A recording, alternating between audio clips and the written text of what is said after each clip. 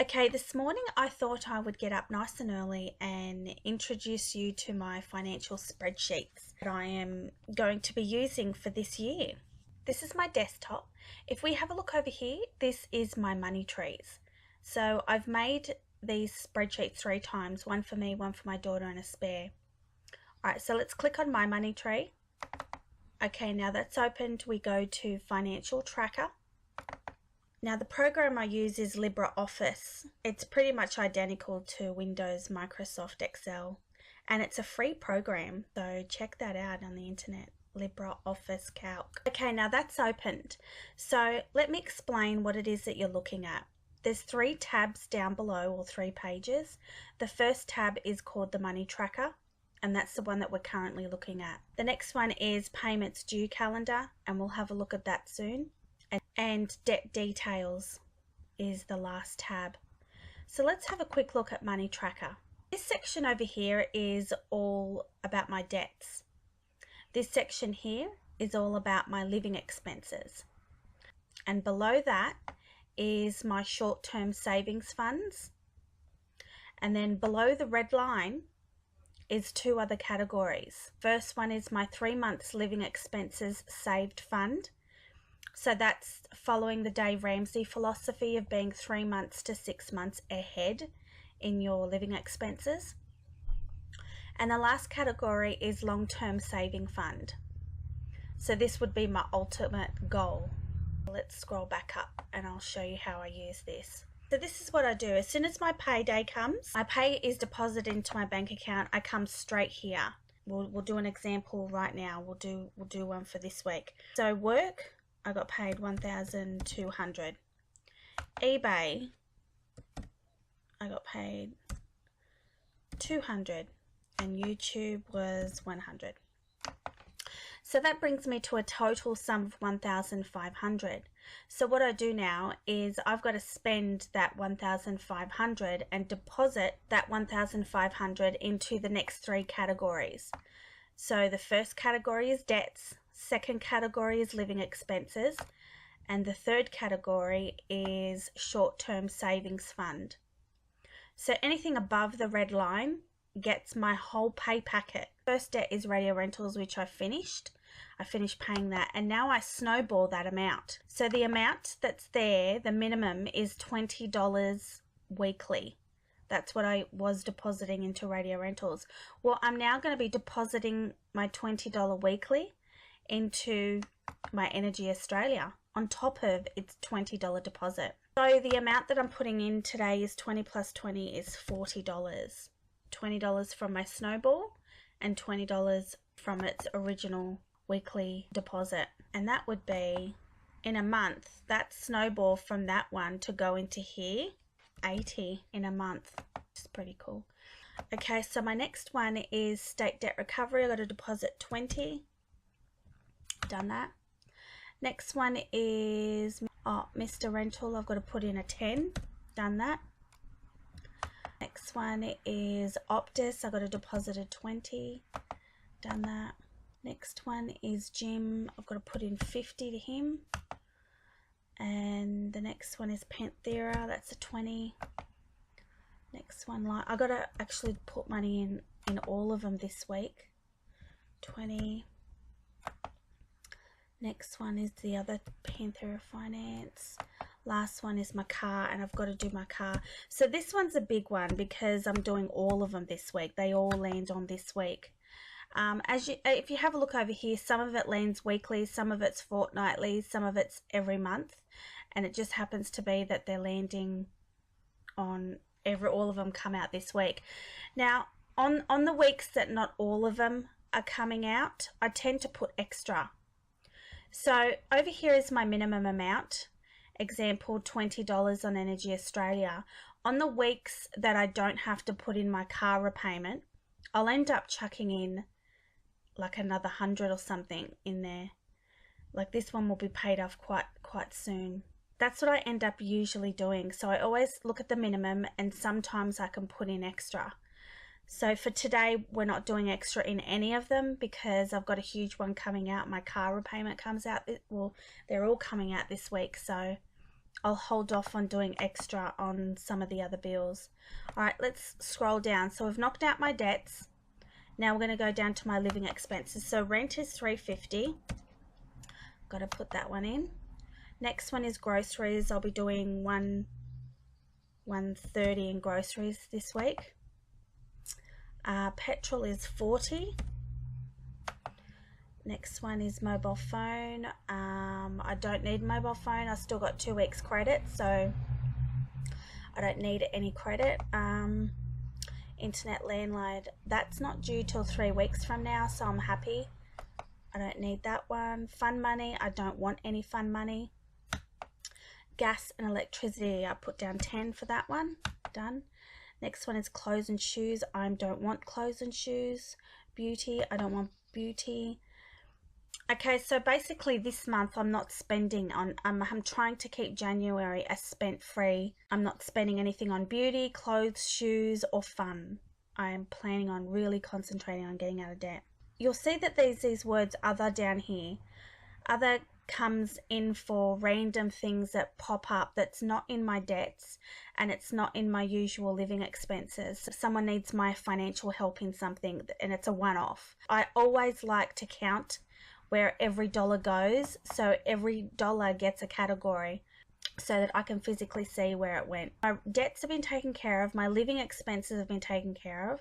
Let's scroll down to this one here. So how much have I spent? $1,132. All right, I've got to spend $1,500. All right, so people's gifts, I've got 2 birthdays coming up, so $25 times 2 is $50. Put it in 50. Next one is car rego. Now that's coming around the corner, so maybe we should put 200 in there. That's coming up in the next couple of months, and that's an expensive. Christmas, I don't start my Christmas deposits until the first term is over. So we've just started the new year, so I won't be putting anything into the Christmas fund. My green slip, which is my car insurance, I need to put in another, let's say 100 in that one. That's for my car.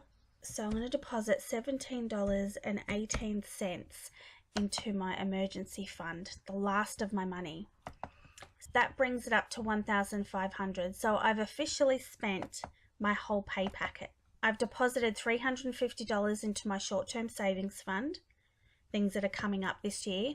I've taken care of all of my living expenses that I need to take care of this week, and I've taken care of all my debts that I need to take care of this week. So that's my money spent. Most of these debt ones comes out of my bank account automatically. I think the only one I've got to physically go to my internet banking and do is my car repayment. And my living expenses is cash in my hand, so that'll go into my envelope system. I don't know if you saw my other YouTube, but I made a little a purse inserts, so my cash money will be going into those inserts in my purse. And I have an envelope system in my budget binder, which is in another YouTube. I'll put all this money into my budget binder. Everything below the red line is what takes place when I'm out of debt. So as soon as I've gotten rid of all my debts, that money that I would be putting in weekly, fortnightly, or monthly into my debts will be rolled into my 3 months living expenses saved fund. Just want to show you, see this black line? Everything on that side of the black line stays there, and everything on this side of the black line moves. So I'm just going to show you an example what that means. So as we're going along the weeks, filling in data entry, it moves. And you always are looking at this side whenever it moves, and it goes on to the whole year. So I just thought I'd show you that. I thought that was cute. So that's the money tracker taken care of. That's my little creation. Let's move on to the next one, payments due calendar. Now it's very simple. This here is a month by month of the whole year. Here we are, we're in January, and it tells me what debts or bills are due. So example, on the 4th and the 5th, rent $350 and a birthday 25th, that's been paid, that's been covered for already. So today I paid rent $350. So let's shade that in green. There we go. Next one was state debt recovery. I paid that off. Let's shade that one green. And my car repayment, I did that today. That was green. Those three there have been paid off, and they're the ones that's due. Now, I haven't finished filling this one out yet. I've still got to put in a whole bunch of other ones that I should be putting in that's due. So you get the gist of what I'm doing here. I mark off green, and if I haven't paid it, then it'll be coloured in red, and that'll never happen to me. Never. I won't let it. Also, the stars.